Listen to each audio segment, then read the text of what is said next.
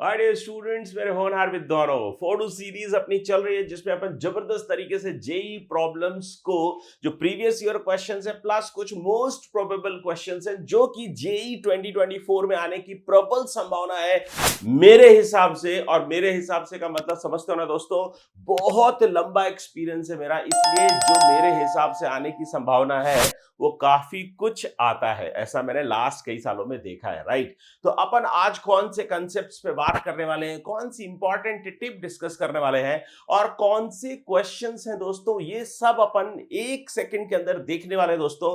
उससे पहले मैं आपको बता देता हूं कि जिन लोगों को कॉन्सेप्ट रिलेटेड बहुत प्रॉब्लम आ रही है या जिनके कॉन्सेप्ट्स बिल्कुल हिले हुए हैं, जो ये फोडू सीरीज उनके लिए सबसे ज्यादा फायदेमंद है, जिन्होंने पढ़ाई जबरदस्त तरीके से कर रखी है, नंबर 1। नंबर 2, जिन्होंने पूरा का पूरा सिलेबस कंप्लीट कर रखा है, रिवाइज कर रहे हैं, अपने मॉक टेस्ट जिन्होंने स्टार्ट कर दिया, उनके लिए फोडू सीरीज जबरदस्त कहना चाहिए काम करेगी और जेई 2024 में उनको रिवीजन करने में ये मदद करेगी। लेकिन जिनके कॉन्सेप्ट्स बिल्कुल हिले हुए हैं, 10-20% ही काम किया है, जो भी रीजन रहा हो, चाहे आपने काम चोरी की हो, हरामखोरी की हो, या आपको टीचर अच्छा ना मिला हो, बीच में आप बीमार हो गए हो, बहुत सारे रीजंस हो सकते हैं। तो लेकिन अगर अपनी तैयारी ठीक नहीं है और मैथ्स की वजह से जेई बर्बाद हो सकता है, आपके 1-2-4 साल की मेहनत खराब हो सकती है, तो मेरी एक तहे दिल से रिक्वेस्ट है दोस्तों, ये एक क्रैश कोर्स है जस्ट 499 रुपीज में, उसको आप ज्वाइन कर सकते हो। डाउनलोड करिए मैथ ई गुरु का ऐप और वो ज्वाइन करके आराम से 14 दिसंबर से शुरू करने वाला हूं,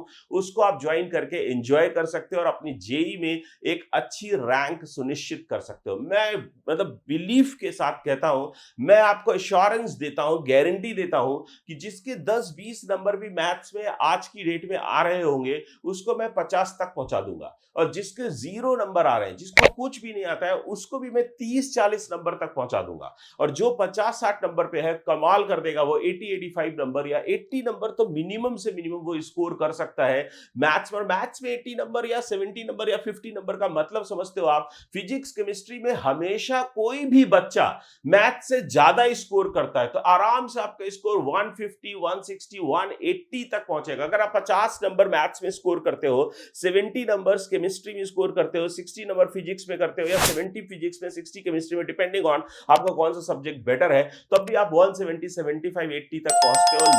लगभग आपकी रैंक जबरदस्त आती है और आप एनआईटी में पहुंच जाते हो। 99, 98 परसेंटाइल के आप आसपास पहुंचते हो। 99 परसेंटाइल के आसपास अगर आप पहुंच जाते हो तो आपका एनआईटी सिक्योर्ड है। राइट, 150 के ऊपर आप एनआईटी में हो, पक्का यकीन मानिए। राइट, अपन आगे बढ़ते हैं दोस्तों, ठीक, अपन आ जाते हैं क्वेश्चंस में। तो क्वेश्चन में इंपॉर्टेंस लेवल की बात कर रहा हूं। अभी आपको पता है, स्टार्टिंग में मैंने पहले भी बोल रखा है कि मैं कॉन्सेप्ट्स के साथ क्वेश्चंस को डिस्कस कर रहा हूं। ये जो पहले 100 प्रॉब्लम्स है, ये आपको बहुत मदद करने वाले हैं। तो फर्स्ट 100 प्रॉब्लम्स में मैं कॉन्सेप्ट भी डिस्कस कर रहा हूं। तो अपन आते हैं, ठीक है, कॉन्सेप्ट लेकर के, टिप्स लेकर के, और बहुत सारे जो रिड्यूस्ड सिलेबस है उसकी भी इंपॉर्टेंस मैं आपको आज बताऊंगा कि कोऑर्डिनेट ज्योमेट्री में जो जो सिलेबस रिड्यूस किया है उसके हिसाब से आपको क्या क्या नहीं पढ़ना है। दोस्तों, अपने को दोनों चीजें पता होनी चाहिए, क्या करना है और क्या नहीं करना है, क्योंकि नहीं करने वाली भी चीज अगर अपन करते हैं तो उसमें भी अपना टाइम जाया होता है और कई बार वो चीजें बनती नहीं है, तो अपना एटीट्यूड नेगेटिव होता है, अपन डिप्रेस होते हैं, डीमोटिवेट होते हैं, स्ट्रेस्ड होते हैं, और अपनी तैयारी सफर करती है। और कई बार बड़े स्मूथ तरीके से जो अपना हार्डवर्क है, जो गाइडेंस अपने को बड़ों से मिलती है, मेंटोर से मिलती है, टीचर से मिलती है, उस गाइडेंस से आपके हार्डवर्क में अगर प्लानिंग को ऐड कर देते हैं तो बड़े आसानी से स्मार्ट हार्डवर्क में कन्वर्ट करके अपने स्मूथली अपने एम को पाया जा सकता है, मैं ये कहना चाहता हूं। राइट, तो अपन कहते हैं importance level very very high है। तो अपन क्योंकि कोऑर्डिनेट ज्योमेट्री की बात कर रहे हैं, और मैं यहां पे दावे के साथ कह सकता हूं कि मैं 3 लेक्चर्स लेके आने वाला हूं दोस्तों। आज के 3 क्वेश्चंस, कल मैं 4 क्वेश्चंस डिस्कस करूंगा। नेक्स्ट फोडू सीरीज जब कल या परसों जब भी वीडियो आएगा तो उसमें मैं 4 क्वेश्चंस डिस्कस करूंगा, और उसके अगले वाले वीडियो में भी 4 क्वेश्चंस डिस्कस करूंगा। तो इस तरह से मैं 10 से 11 क्वेश्चंस में आपको एश्योरेंस देता हूं, गारंटी देता हूं आपको कि कम से कम आपको 4 क्वेश्चंस कोऑर्डिनेट ज्योमेट्री के मिलेंगे। 4 क्वेश्चन कोऑर्डिनेट ज्योमेट्री का मतलब है 16 मार्क्स की गारंटी लेता हूं दोस्तों मैं। 16 मार्क्स आपके पक्के होंगे अगर आप आज का वीडियो और नेक्स्ट 2 वीडियोस देख लेते हो। और लास्ट टर्न पे जो लास्ट वीडियो मैंने 4 क्वेश्चंस डाले थे एलसीडी वाला, अगर वो आपने अभी तक नहीं देखा तो उसको देखिए, वहां से 4 मार्क आपके पक्के होंगे। और ये बातें बिल्कुल आपको लगता होगा सर लोग ऐसे बोल देते हैं, पता नहीं क्या होगा। अब मैं दूसरों की बात तो नहीं करता, लेकिन मुझे अपनी पता है कि मैं 2003 से 2003 से मैं जो सोचता हूं, मैं जो मेहनत करता हूं, मेहनत करके जो निकालता हूं, वो बच्चों को हर साल फायदा किया है। और हर साल मेरे बहुत सारे क्वेश्चंस जेईई मेन और जेईई एडवांस में आते हैं, दैट्स आई नो। और उसी के बेसिस पे ही मैं आपसे बात करता हूं। कॉन्सेप्ट कौन सा लगने वाला है? Parametric form of the circle and parametric form of the parabola. आज अपन कॉन्सेप्ट लगाने वाले हैं, ज्योमेट्री लगाने वाले। सर्कल में आपको पता है ज्योमेट्री एक बहुत बड़ा इंपॉर्टेंट रोल प्ले करती है। Circle is a very very beautiful curve, और सर्कल को पैराबोला के साथ, सर्कल को स्ट्रेट लाइन के साथ, सर्कल को इलिप्स और हाइपरबोला के साथ मिक्स करना बहुत आसान होता है। सर्कल एंड सर्कल पे भी प्रॉब्लम्स बनते हैं, लेकिन क्योंकि टेंजेंट आपके सिलेबस से हट गया है, टेंजेंट एंड नॉर्मल आपके सिलेबस से हट गया है दोस्तों, तो ये दोनों चैप्टर्स, ये दोनों टॉपिक्स के हटने से आपका इलिप्स, हाइपरबोला, पैराबोला और सर्कल बहुत आसान हो जाता है। और बहुत आसानी से क्या क्या चीजें, इन दोनों के हटने से क्या क्या हट जाता है? रेडिकल एक्सिस हट जाता है, कॉर्ड ऑफ कॉन्टैक्ट हट जाता है, पोल एंड पोलर का फंडा हट जाता है, कॉमन टेंजेंट्स की कहानी हट जाती है, ऑर्थोगोनलिटी की कहानी हट जाती है, एंगल ऑफ इंटरसेक्शन हट जाता है, लेंथ ऑफ टेंजेंट्स। आपको पता है जब दो सर्कल्स एक दूसरे को टच करते हैं इंटरनली और एक्सटर्नली, या एक दूसरे को कट करते हैं, उस केस में डायरेक्ट और ट्रांसवर्स कॉमन टेंजेंट्स का फंडा आता है। वहां पर ऑर्थोगोनलिटी ऑफ सर्कल्स की बात करते हैं, कॉमन कॉर्ड की बात करते हैं। तो सारी कहानी ऑलमोस्ट खत्म हो जाती है अगर टेंजेंट और नॉर्मल्स को हटा देते हैं, राइट। डायरेक्ट टेंजेंट और ट्रांसवर्स टेंजेंट्स की बात अपन यहां से हटा देते हैं, क्योंकि टेंजेंट्स की कहानी हट चुकी है। टेंजेंट एंड नॉर्मल कैलकुलस से भी हट चुका है, ध्यान रखिएगा दोस्तों। टेंजेंट एंड नॉर्मल जो चैप्टर कैलकुलस में होता था, एप्लीकेशन ऑफ डेरिवेटिव में, एप्लीकेशन ऑफ डेरिवेटिव में एक और जानलेवा टॉपिक होता था एलएमवीटी, है ना, Lagrange's mean value theorem and Rolle's theorem. तो रोल्स थ्योरम या रोल्स थ्योरम, तो वो दोनों हट गए हैं। उस पर क्वेश्चन जब भी आता था तो बच्चों को समझ में नहीं आता था। जब वो हमारे पास आते थे एग्जाम देके, जेईई एडवांस की बात कर रहा हूं, तो जेईई एडवांस में जब वो एग्जाम देके आते थे, तो जब मैं बताता था उनको कि इसमें एलएमवीटी लगेगा, अरे सर मैं भी सोच ही रहा था, या मैं सर मेरे को दिमाग में बस आ ही रहा था, सर मुझे बस लग ही रहा था कि मुझे समझ नहीं आ रहा था, पक्का एलएमवीटी लग रहा होगा, बट लग कैसे रहा है कुछ समझ नहीं आता है। तो जब बच्चों को हम बताते थे तभी उनको समझ आता था कि एलएमवीटी या रोल्स थ्योरम लगना। तो वो चैप्टर भी हट गया है, मजे की बात है। टेंजेंट नॉर्मल भी हट गया है, जो कि आसान टॉपिक था, हालांकि वो मजे की बात नहीं है, लेकिन टेंजेंट नॉर्मल हट गया है, तो उससे बहुत सारे टॉपिक्स हट गए। तो कोऑर्डिनेट ज्योमेट्री अब आपके लिए बहुत आसान हो गया मेरे दोस्तों। कोऑर्डिनेट ज्योमेट्री कोई भी छोड़ के मत जाना, कोऑर्डिनेट ज्योमेट्री जरूर करना।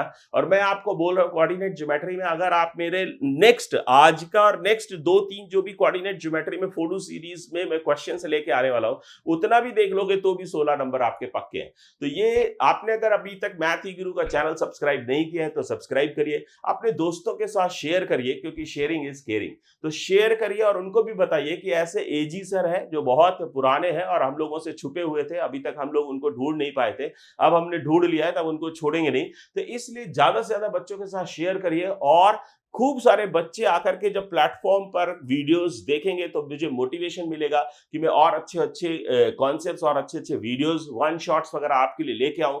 तो ज्यादा से ज्यादा लोगों के साथ शेयर करिए। उस गांव पे, छोटे से गांव में बैठे हुए बच्चे तक ये वीडियो पहुंचना चाहिए, जहां पर वो ये पढ़ सके, अच्छे टीचर से वो भी सीख सके और वो भी जेईई के सपने को पूरा कर सके। तो मेरी ख्वाहिश तो यही है, इसलिए मैंने काम करना शुरू किया है। इस इंडस्ट्री ने मुझे बहुत दिया है, सच बताऊं, यकीन मानिए। और आप जितने भी आजकल अगर YouTube पे जिनके भी वीडियोस देखते होंगे, वो क्या बोलूं, वो या तो मेरे असिस्टेंट रहे होंगे कभी, या उन्होंने मेरे साथ काम किया होगा, मेरे जूनियर्स होंगे। बहुत लंबा करियर है मेरा। कभी मैं दिल से जब भी कभी इमोशनल हुआ तो 2, 4, 5, 10, 20 दिनों में तब कहानी सुनाऊंगा आपको, और अपनी जर्नी बताऊंगा, और वो भी बताऊंगा कि कैसे कैसे, और विथ प्रूफ दूंगा आपको, कि आपको ये ना लगे कि एजी सर ऐसे ही बोल रहे हैं। तो विथ प्रूफ भी दूंगा कि जो भी टीचर्स जिनके भी नाम आप लोग जानते हो या जो बहुत फेमस हो गए, क्योंकि हमने बहुत ज्यादा यूट्यूब नहीं किया और ऑफलाइन पढ़ाने में लगा रहा, तो ऑफलाइन में काफी सारे बच्चे मुझे जानते रहे और कुछ ऐसे रीजंस रहे, मैं बताऊंगा आपको कभी। अभी अपन बिना टाइम वेस्ट किए अपन अपनी सीरीज पे आ जाते हैं वापस।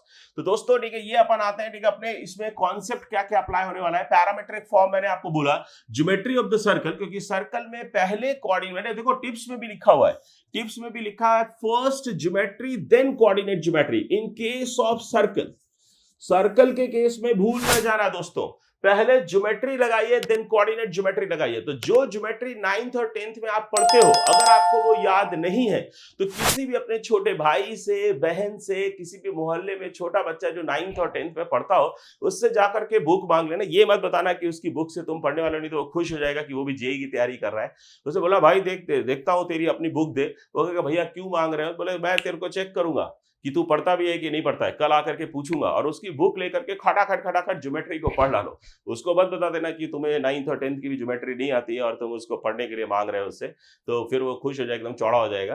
तो उसको डरा धमका के कि कल तेरा एग्जाम लेता हूं मैं, आकर के बुक दे अपनी और मैं पढ़ करके तेरे से पूछूंगा, ठीक है, राइट। तो अपन ठीक है, यहाँ से first geometry then coordinate geometry, this is very very important tip. और हमेशा ध्यान रखो, कोऑर्डिनेट ज्योमेट्री में डायग्राम की एक अपनी इंपॉर्टेंस है। अगर सर्कल इन्वॉल्व है तो, अगर सर्कल प्रॉब्लम में इन्वॉल्व है तो डायग्राम जरूर बनाना चाहिए। डायग्राम की अपनी एक इंपॉर्टेंस है और उस डायग्राम की इंपॉर्टेंस को अपने को इस्तेमाल करना चाहिए, उसको यूज करना चाहिए, राइट। और नेक्स्ट है भाई स्टैंडर्ड लोकस का फंडा अपन अप्लाई करने वाले हैं अपन, और first principle of derivative for finding minimum और मैक्सिमम, राइट। तो कॉन्सेप्ट्स आपने देख ही लिए हैं। Angle between the lines use करने वाला हूं, लोकस यूज करने वाला हूं, लोकल मिनिमा का कॉन्सेप्ट लगेगा, सर्कल प्लस पैराबोला लगने वाला है, सर्कल प्लस लाइन लगने वाला है। मतलब आज अपन मचाने वाले हैं जबरदस्त तरीके से। मतलब ये पक्की बात है कि आज जो क्वेश्चंस मैं लेके आया हूं एकदम फोड़ू सीरीज को, फोड़ू टाइप के क्वेश्चंस हैं। तो फोड़ू सीरीज को बिलोंग करते हैं, डिजर्व करते हैं, क्योंकि इतना बढ़िया बढ़िया कॉन्सेप्ट और टिप्स इंपॉर्टेंस लेवल में लेके आया, right. Yes my dear friends, ठीक है, नेक्स्ट क्वेश्चन जो है अपना, let P be the point on the parabola. सुनिएगा ध्यान से, y square equal to 8x। तो y square equal to 8x जो है, ये जो पैराबोला आपने को दिया है, इसका a क्या होगा दोस्तों? a इक्वल्स टू 2 आ रहा होगा। और आपको पता है इसका जो पैरामीट्रिक फॉर्म होता है वो 80 स्क्वायर 280 होता है। तो यहां पर अगर a इक्वल टू 2 मैं पुट कर दूं तो यहां से 2t स्क्वायर 4t इसका पैरामीट्रिक फॉर्म होगा। और ये जो सर्किल अपने को दिया है, इसका सेंटर है 0, -6, तो सेंटर 0, -6 आ गया। क्या बोलता है? p be the point on the parabola. Parabola पर एक point y square equal to 8x पर दिया है p, और बोल रहा है which is at a minimum distance from the centre C। तो सेंटर C जो है वो सर्कल का सेंटर है, राइट।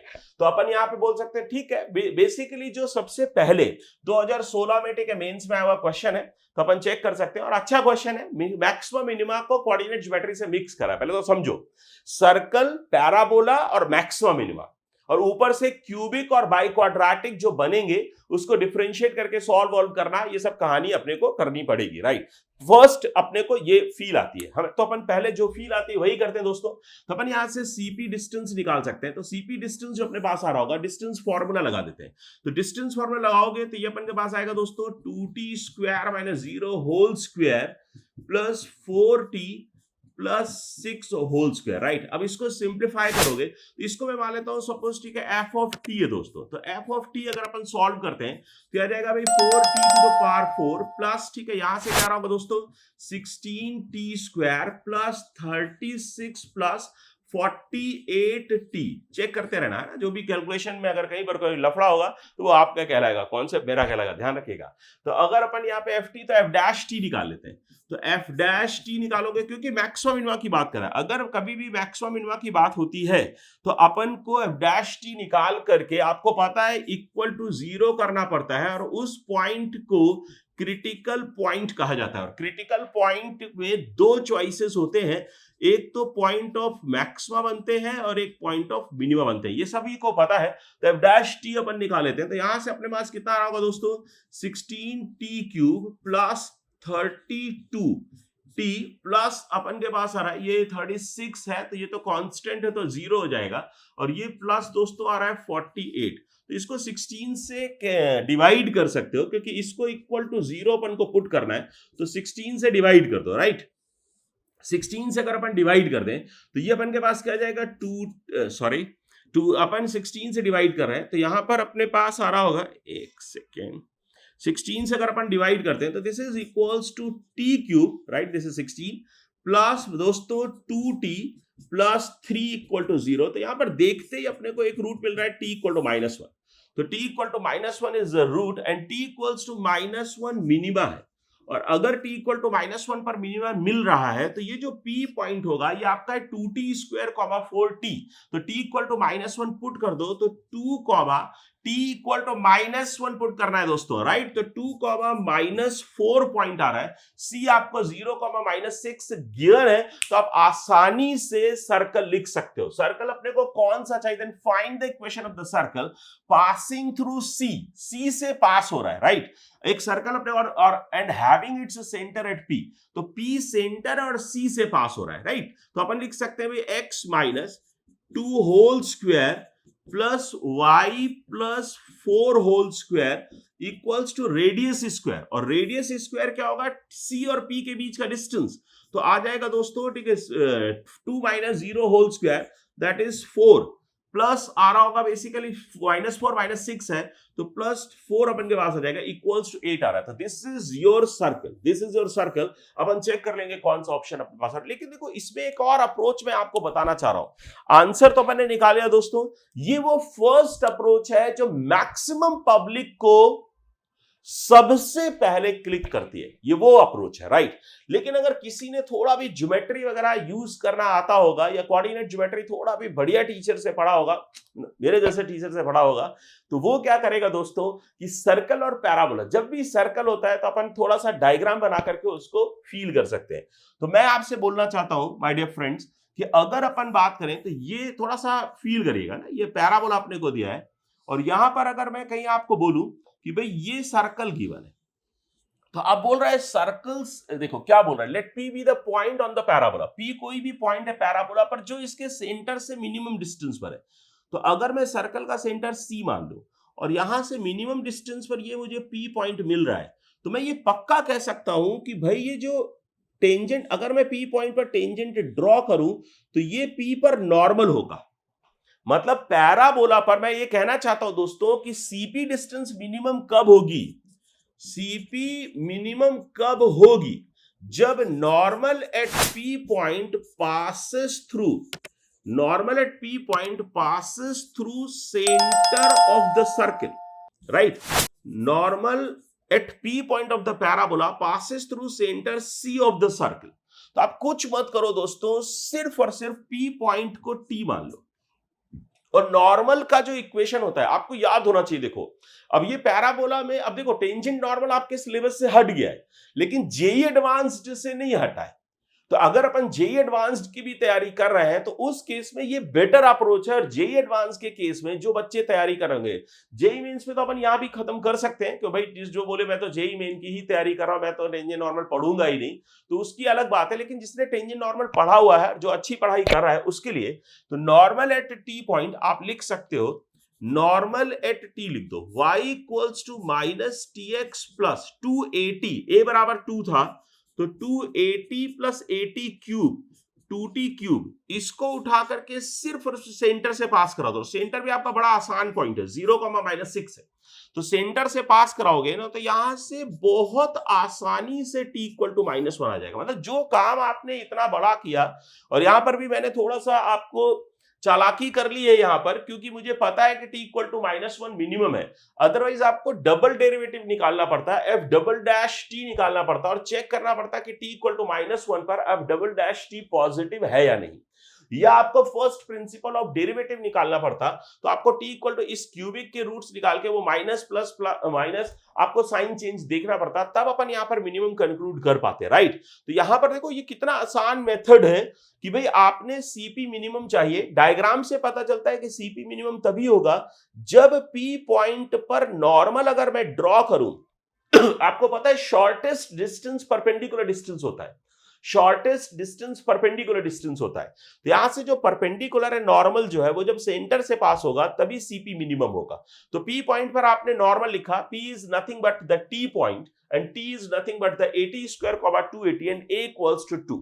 तो यहां पे अपन ने नॉर्मल है टी लिखा, फॉर्मूला याद होता है अपन को, y equal to minus t x plus 280 plus 80 cube, तो अपन ने a बराबर 2 रख दिया और यहां पर अपन ने पुट करके और 0,-6 से नॉर्मल को पास कराया। अब देखिए 0,-6 जब आप पुट करोगे तो x इक्वल टू 0 पुट करोगे और यहां पर y इक्वल टू 6 पुट करोगे और जैसे y इक्वल टू 6 और इक्वल टू 0 पुट करोगे तो यहां से t इक्वल टू -1 खटाक सा जाएगा। इस इक्वेशन पे पहुंच जाओगे आप, इस इक्वेशन पे पहुंच जाओगे और ये इक्वेशन आपको खट से -1 आंसर दे देगा। t इक्वल टू -1 और t इक्वल टू -1 जैसे ही आप इस पॉइंट पे पुट करोगे तो आपको पॉइंट P मिलेगा दोस्तों, ये पॉइंट P मिलेगा और फिर कहानी वही है, फिर ये सर्कल अपन लिख देंगे। तो this is better approach in my opinion. आप लोग चेक कर लीजिए आपके लिए कौन सा बेटर है, उसके हिसाब से आप काम करिए। Right my dear friends, next question है, let AB be the chord of the circle x square plus y square equal to r square। Standard form of the circle है और बोल रहा है कि AB एक कोई भी कॉर्ड है जो कि सेंटर पर 90 डिग्री बनाती है। कितना बना रही है? Subtending a right angle at the centre of the circle, then the locus of the centroid of the triangle PAB as P moves on the circle. तो P जो पॉइंट है ना वो भी सर्कल पर मूव कर रहा है। AB जो कॉर्ड है, इधर देखिए डायग्राम में, AB जो कॉर्ड है वो सेंटर पे 90 डिग्री बनाता है। तो अपन ने मान लिया दोस्त ठीक है, A एक्स एक्सिस पर है, B वाई एक्सिस पर है, r,0, 0, r पॉइंट्स अपन ने मान लिए और वो ऑटोमेटिकली सेंटर पर 90 डिग्री सबटेंड करेगा। राइट, सेंटर पे 90 डिग्री सबटेंड कर रहा होगा और यहाँ पर थर्ड पॉइंट जो P है ना दोस्तों, वो भी सर्कल पर मूव कर रहा है। राइट, सर्कल पर मूव कर रहा है तो अपन parametric form of the circle से ले लेते हैं, r cos theta, r sin theta. तो यहाँ पर अननोन क्या है? अगर लोकस का क्वेश्चन कहीं पर भी सॉल्व करना है दोस्तों तो पहले तो अननोन पर नजर मार लीजिए और कितने नंबर ऑफ अननोन्स है उससे एक ज्यादा इक्वेशन अपने को चाहिए होती है जिससे कि अननोन्स को एलिमिनेट करके अपन आसानी से लोकस की इक्वेशन निकाल सके। राइट, तो ये सब कॉन्सेप्ट्स की बात है। तो यहां पर बोल रहा है ठीक है, then triangle P moves on the circle is, तो अपन से लोकस की बात करें। This is very very important question और जबकि टेंजेंट और नॉर्मल आईआईटी जेई मेंस के सिलेबस से हट चुका है, आईआईटी के सिलेबस से तो नहीं हटा है, जेई मेन के सिलेबस से हट चुका है। तो इस तरह के क्वेश्चंस जो लोकस पर बेस्ड हैं, सिंपल ज्योमेट्री पर बेस्ड हैं, basic properties of the curves पर बेस्ड हैं, वो क्वेश्चंस बहुत इंपॉर्टेंट हो जाते हैं और कोऑर्डिनेट ज्योमेट्री में वहीं से क्वेश्चन आने वाला है। राइट, तो अगर मैं आपसे बोलूं बहुत आसानी से सेंट्रॉइड अपन निकाल ही सकते हैं, तो सेंट्रॉइड इक्वल्स टू क्या होगा? आपको पता है x1 plus x2 plus x3 upon 3 centroid. तो लेट द सेंट्रॉइड इज, है ना, लोकस अगर अपने को सेंट्रॉइड को निकालना है तो सेंट्रॉइड को अपन मान लेते हैं दोस्त h, k, जिसका लोकस निकालते हैं उसको h, k मानते हैं। तो h इक्वल्स टू आ रहा होगा नेक्स्ट बार, ठीक है, x1 plus x2, right, x2 is 0, तो x1 is r, x3 is this, तो r cos theta divided by 3, तो 3 में इधर ले आता हूं। Right, this is your first equation and 3k equals to, यहां से आ रहा होगा 0, y1 plus y2 that is r plus r sin theta equal, ये सेकंड इक्वेशन आ गया, डिवाइडेड बाई 3, तो 3 इधर ले आया मैं। राइट, अब अपने को पता है दोस्तों ठीक है, cos थीटा और sin थीटा, तो यहां से cos square theta plus sin square theta equals to 1, trigonometric identity लगा दो, cos square theta plus sin square theta equal to 1, trigonometric identity लगती है सर्कल के केस में एंड एलिप्स के केस में, और हाइपरबोला के केस में ट्रिग्नोमेट्रिक आइडेंटिटी लगती है sec square theta minus tan square theta equals to 1, क्योंकि हाइपरबोला का parametric form a sec theta b tan theta होता है, जबकि एलिप्स का parametric form a cos theta b sin theta होता है। तो वहां पर भी ये ट्रिग्नोमेट्रिक आइडेंटिटी लोकस के प्रॉब्लम्स में अननोन्स को एलिमिनेट करने में काम आती है। राइट, तो ध्यान रखिएगा। तो अपन आसानी से cos और sin की वैल्यू पुट कर सकते हैं। तो cos क्या आ रहा है, देखो देख लो भाई, 3h minus r upon r, तो पुट कर दो, सिंपल है, 3h minus r upon r whole square plus sin की वैल्यू पुट कर दो, 3k minus r upon r whole square equals to 1। आपको दिख रहा है h और k, x और y के कोफिशिएंट्स सेम है, तो coefficient of x square equals to coefficient of y square आ रहा है,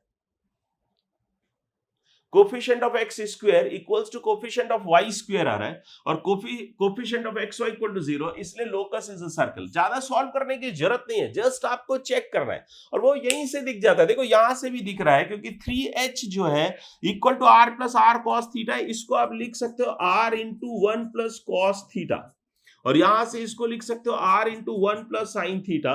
तो आपको दिख रहा है दोस्तों ये शिफ्टेड सर्कल है, यहां से भी लोकस आपको सर्कल दिख जाएगा, राइट। अब देखो ये लेकिन मेथड मेरे को पसंद नहीं आता, this I don't like this method. Actually coordinate geometry में सर्कल्स के केस में जब तक ज्योमेट्री ना लगाई जाए मजा नहीं आता है। एक दूसरा मेथड भी लगता है, ये जनरल पब्लिक का कहना चाहिए, जो सिंपल मजदूरी पे यकीन करते हैं, जो जनरल पब्लिक होती है, मतलब गधा वर्ड नहीं बोलते हैं, मतलब जनरल पब्लिक जो होती है, जो ज्यादा मजदूरी करती है कहा ना और फिर नंबर लाती है, तो वो वाला मेथड है, स्मार्ट अप्रोच नहीं है। एक और मेथड हो सकता था कि भाई यहां पर अपन को पता है कि अगर ये एंगल 90 डिग्री है तो ये एंगल 45 डिग्री होगा। आपने सर्कल में ज्योमेट्री पढ़ी, सर्कल की ज्योमेट्री में 9th 10th में पढ़ा होगा कि सर्कमफ्रेंस पे सबटेंडेड एंगल सेंटर पे सबटेंडेड एंगल का हाफ होता है।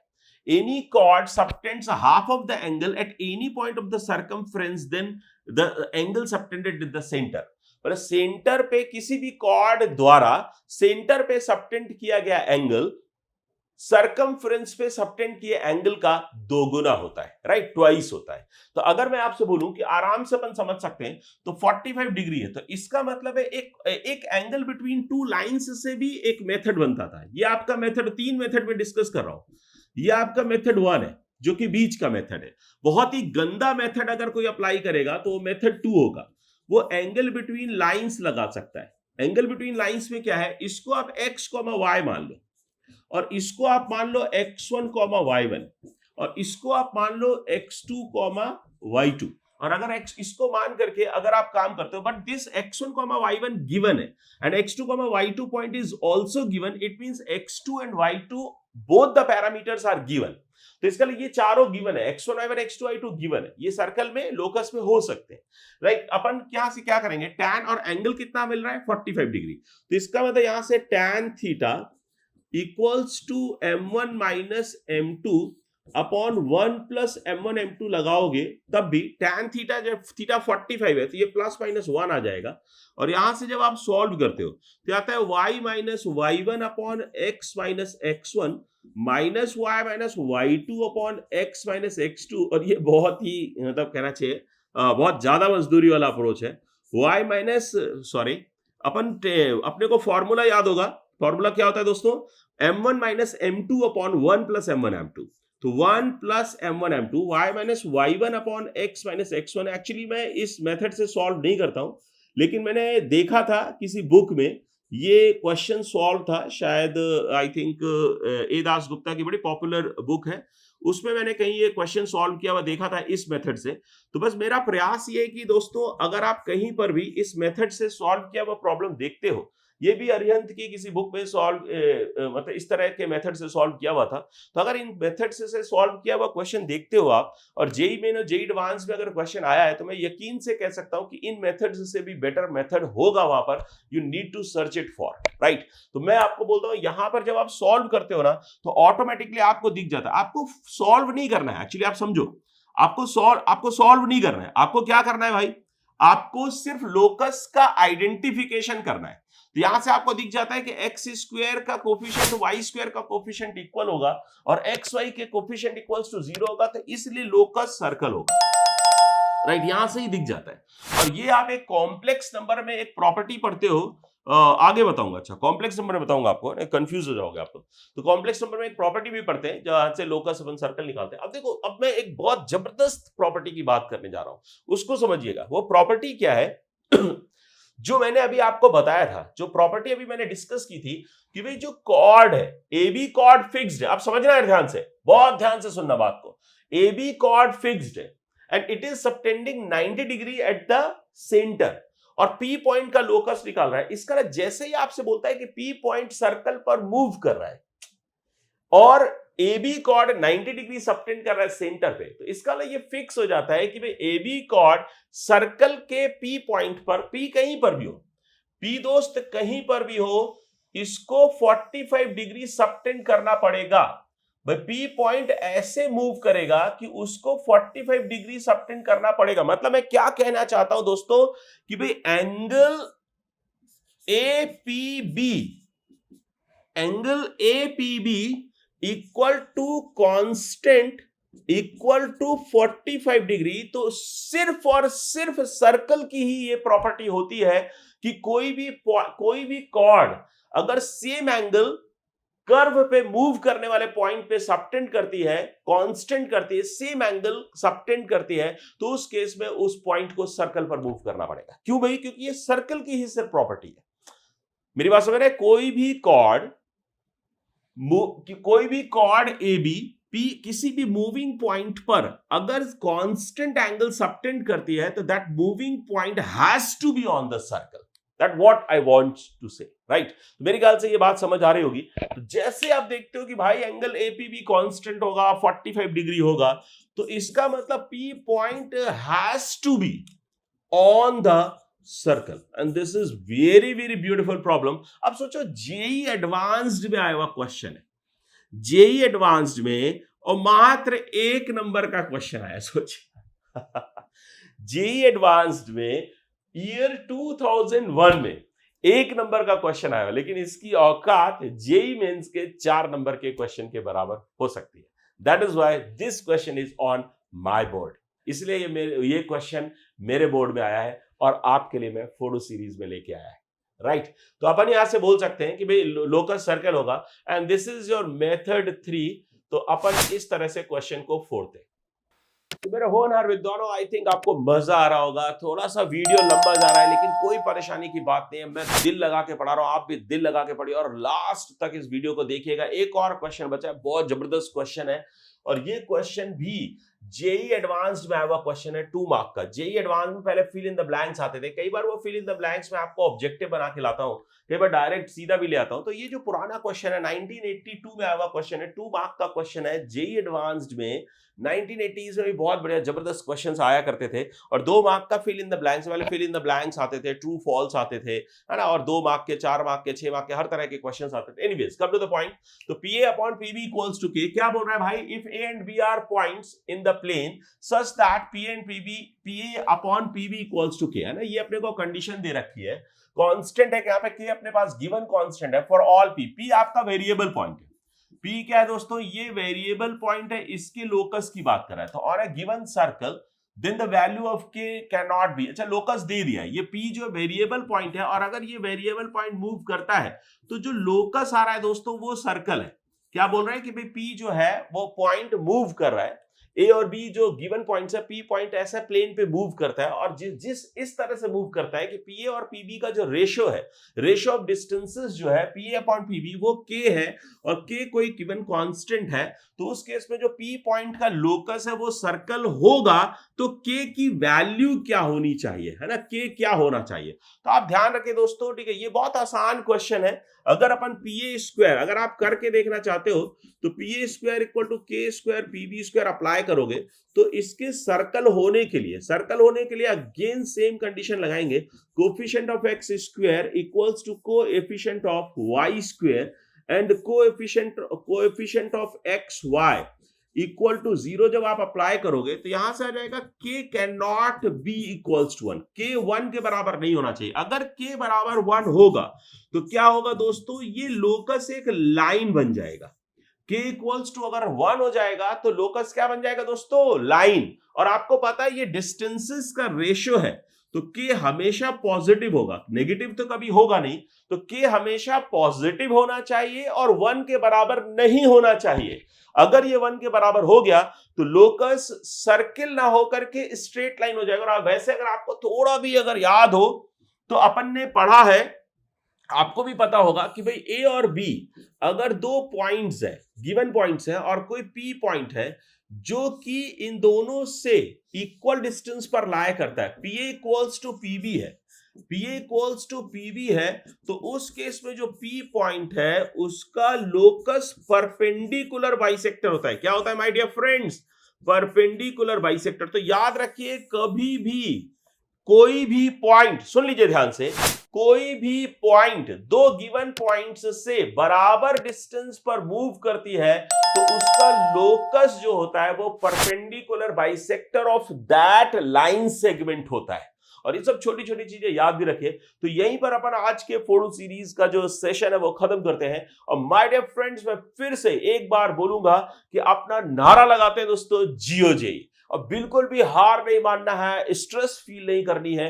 कहीं पर भी कोई भी प्रॉब्लम है मुझे कमेंट बॉक्स पे लिखिए, मुझे बताइए कि आपको कौन सा टॉपिक वीक लगता है, कौन से टॉपिक्स का वन शॉट पहले आना चाहिए ये मुझे बताइए, और आपको फोटो सीरीज कैसी लग रही है, मेरे पढ़ाने का तरीका कैसा लग रहा है, और क्या आप मेरे से चाहते हो मैथ्स में जिससे कि आपके जेई की जर्नी जो है वो आसान हो सके, सिंपल हो सके, और बहुत मतलब कहना चाहिए कम से कम मेहनत में, कम से कम एफर्ट्स में अपन अपने एम तक, अपनी जो रैंक अपन ने सोच रखी है वहां तक अपन पहुंच सके। मतलब मेहनत तो वही 13-14 घंटे करनी है, मतलब जद्दोजहद जो है वो कम करना है, स्ट्रगल कम करना है, हार्डवर्क कम नहीं करना है, स्ट्रगल कम करना है, संघर्ष कम करना है। कम से कम मेहनत का मतलब बड़े फ्रेंड्स ये मत समझ लेना कि 2 घंटे पढ़ करके काम चल जाएगा। नो नो नो, 13 से 14 घंटे पढ़ना है। बस मैंने बोला है ना टाइम टेबल कैसा बनाना है, सोने का, खाने का, पीने का, दूसरी चीजों का टाइम टेबल बना लो। बाकी जितना समय बचे उतना सब का सब पढ़ाई में झोंक देना है, क्योंकि सांस लेने का टाइम टेबल अपन नहीं बनाते, वैसे पढ़ाई का टाइम टेबल नहीं बनाना है। राइट, तो जियो जी, लगे रहो, मचाते रहो, फोड़ते रहो।